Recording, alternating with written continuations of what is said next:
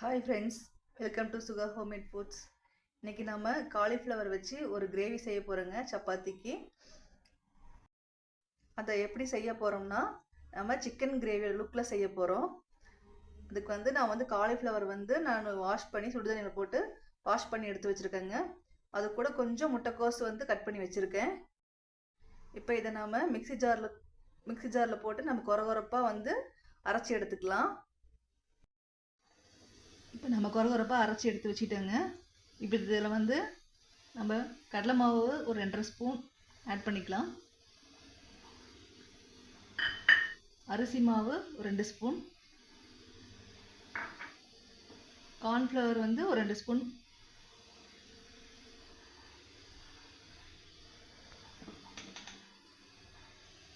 இஞ்சி பூண்டு விழுது ஒரு 1 ஸ்பூன் போட்டுக்கலாங்க. தனி மிளகாய்த்தூள் 1 spoon, chicken masala 1 table spoon, இதுக்கு தேவையான அளவு உப்பு,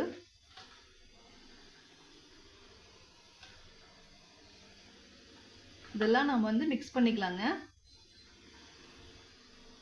தண்ணிலாம் தெளிக்க தேவையில்லை, ஏன்னா இதுவே நல்லா கொஞ்சம் ஈரமாக தான் இருக்குது.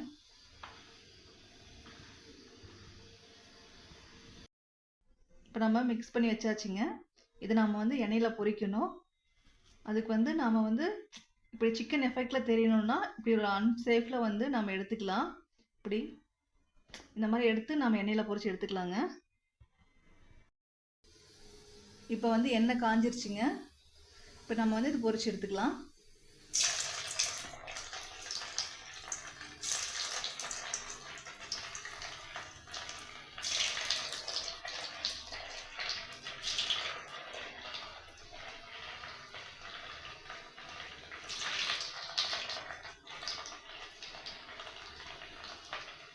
நல்லா ஒரு பொன்னிறமாக விட்டு நம்ம எடுத்துக்கலாங்க.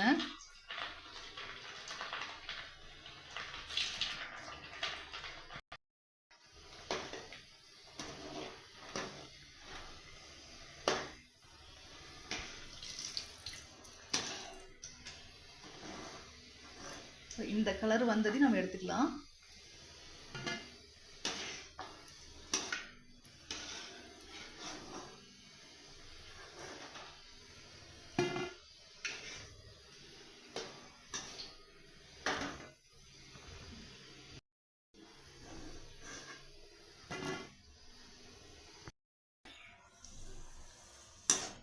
பாருங்கள், இந்த மாதிரி எல்லாம் நல்லா பொரிச்சு எடுத்துக்கிட்டோம். இதை நீங்கள் மீடியம் ஃப்ளேமில் வச்சிடணும்.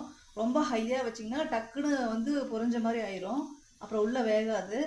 அதனால் கொஞ்சம் மீடியம் ஃப்ளேமில் வச்சுட்டு கொஞ்சம் பொறுமையாக தான் எடுக்கணுங்க. அது அப்போ தான் உள்ளே நல்லா வேகும்.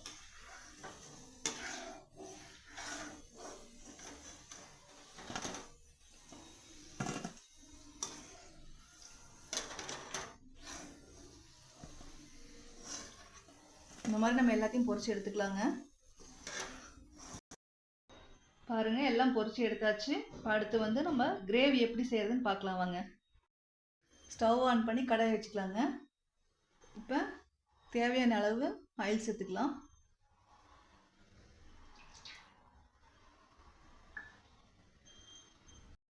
எண்ணெய் காஞ்சிருச்சு. இப்போ நம்ம பட்டை, கிராம்பு, ஏலக்காய், 2 பிரியாணி இலை இதை நம்ம சேர்த்துக்கலாங்க.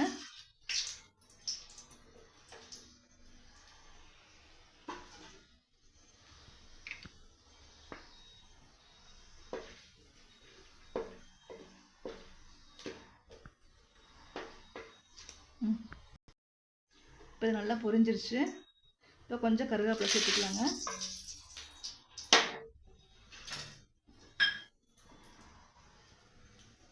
கடுங்க.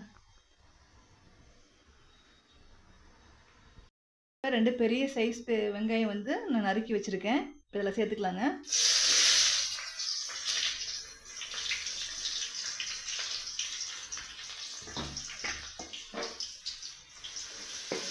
நல்லா வதக்கி விட்டுக்கலாம்.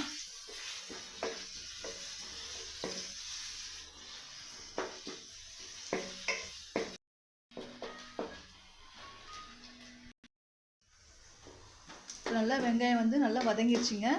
இப்போ இந்த டைமில் 2 தக்காளியை நான் கட் பண்ணி வச்சுருக்கேன். இதை நம்ம சேர்த்துக்கலாம். மீடியம் சைஸ் தக்காளி தான். அதிகமாக தக்காளி சேர்த்தோம்னா புளிப்பு டேஸ்ட் கொடுக்கும். அளவாக சேர்த்துக்கலாங்க.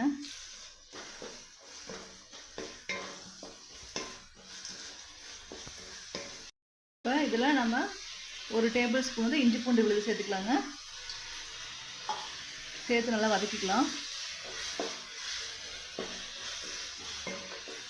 இஞ்சி பூண்டு விழுது சேர்த்தோம்னா நம்ம சீக்கிரமாக தக்காளிலாம் நல்லா வதங்கி வந்துடும்.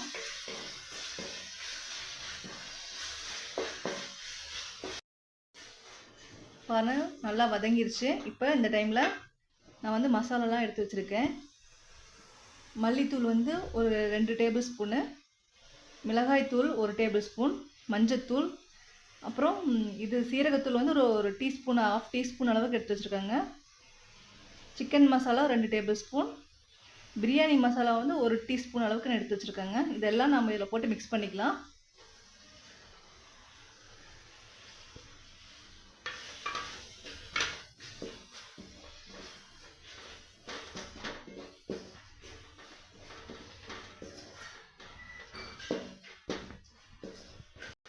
இப்போ இந்த கிரேவிக்கு தேவையான அளவு உப்பு சேர்த்துக்கலாங்க. ஏற்கனவே நம்ம அந்த பொரிச்சதில் வந்து சேர்த்துருக்கோம், பார்த்து சேர்த்துக்கோங்க. சேர்த்து நல்லா மிக்ஸ் பண்ணிவிட்டு இதுக்கு நம்ம தேவையான அளவு தண்ணி விட்டுக்கலாம்.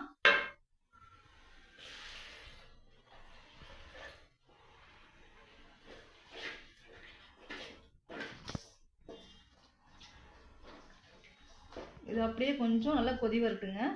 கொஞ்சம் பச்சை வாசம் போகிற வரைக்கும் கொதிக்கட்டும்.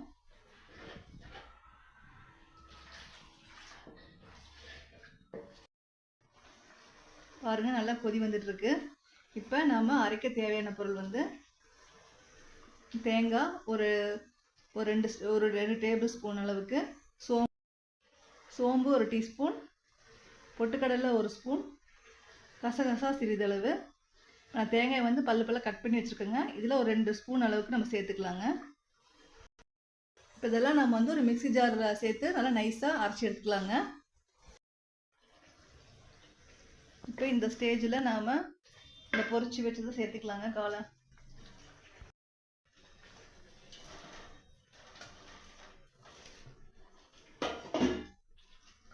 சேர்த்து நல்லா கலந்து விட்டுக்கலாங்க.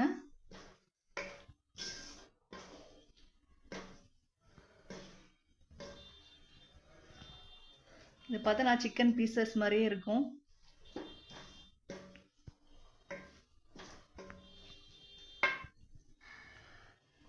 இது எப்படியே மீடியம் ஃப்ளேம்லேயே கொஞ்ச நேரம் வேக விடலாங்க. இப்போ இந்த ஸ்டேஜில் நம்ம அரைச்சி வச்ச விழுதை சேர்த்துக்கலாங்க. கொஞ்சம் தண்ணி மிக்ஸ் பண்ணி சேர்த்துக்கலாம்.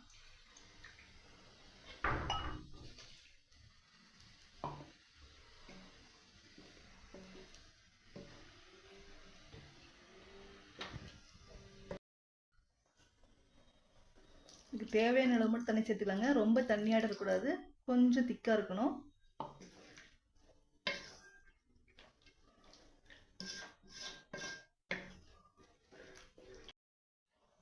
இப்போ இதை மீடியம் ஃப்ளேமில் வச்சுட்டு நாம் ஒரு மூடி போட்டு மூடி வச்சுக்கலாங்க.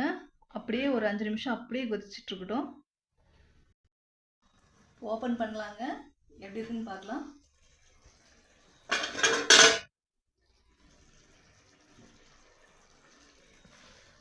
நல்லா வெந்து வந்துருச்சுங்க. இப்போ இந்த ஸ்டேஜில் நம்ம ஸ்டவ் ஆஃப் பண்ணிக்கலாங்க. இப்போ பாருங்கள் நம்ம கிரேவி ரெடி ஆயிடுச்சு. இப்போ நம்ம ஃபைனல் டச்சாக நம்ம கொத்தமல்லி தழை வந்து தூவிக்கலாம்.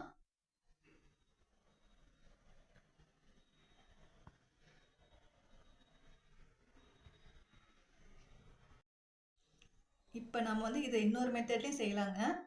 இப்போ நம்ம ஃபஸ்ட்டே வந்து சேர்த்தோம் இல்லைங்களா, இந்த கிரேவி ஆனதையுமே நம்ம வந்து இந்த பொரிச்சதை சேர்த்தோம் இல்லைங்களா, அதுக்கு பதிலாக நம்ம தேங்காய் விழுதெல்லாம் ஊற்றுனதுக்கப்புறம் அதுக்கப்புறம் நம்ம ஃபைனல் டச்சாக வந்து நம்ம காலிஃப்ளவர் பொரிச்சதை வந்து ஆட் பண்ணிக்கலாங்க. இப்போ நம்ம காலிஃப்ளவர் கிரேவி ரெடி ஆயிடுச்சுங்க. இதை பார்க்க சிக்கன் கிரேவி மாதிரியே இருக்குதுல்ல. இது நல்லா டேஸ்டியாக இருக்குங்க. நீங்களும் உங்கள் வீட்டில் செஞ்சு பாருங்கள்.